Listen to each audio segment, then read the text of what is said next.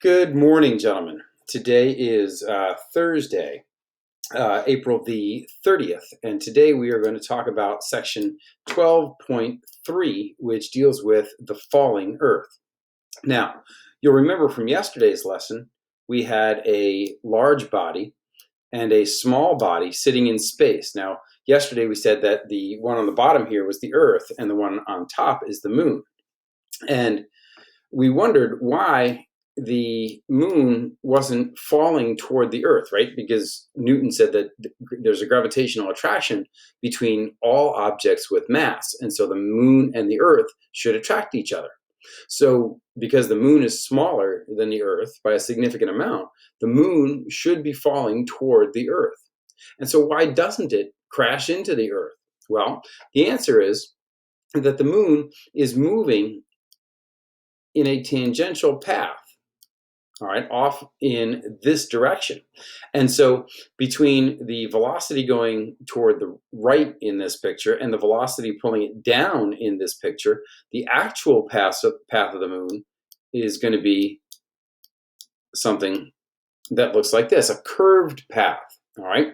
So the tangential velocity and the gravitational velocity have to be added together, and that gives you that parabolic shape, the half of the parabola that I've drawn here.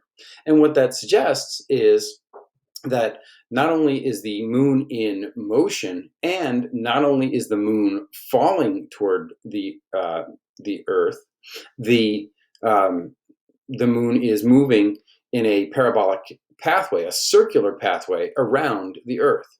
Now, Newton also realized that because the Earth is in motion around the sun, that in reality it's falling toward the sun all the time. Now, why don't we fall into the sun and burn up all of a sudden?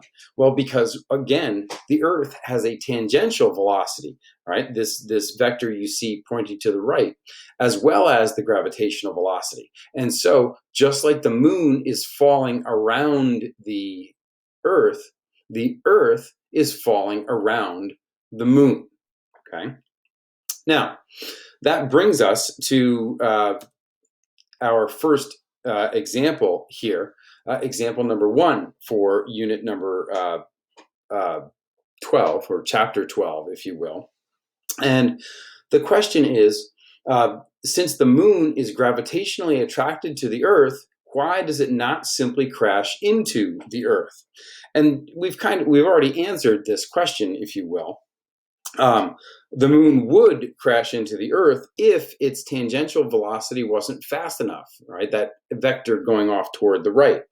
So if the tangential velocity was 0, then it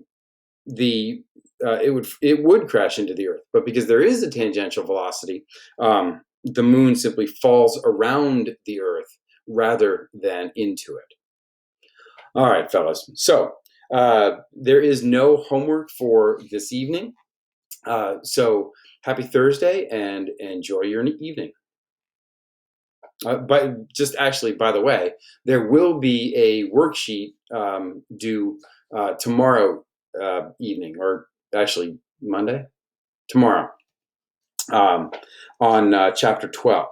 Okay, it'll be worksheet 12.1, but I'll post that and talk about it a little bit more in tomorrow's video.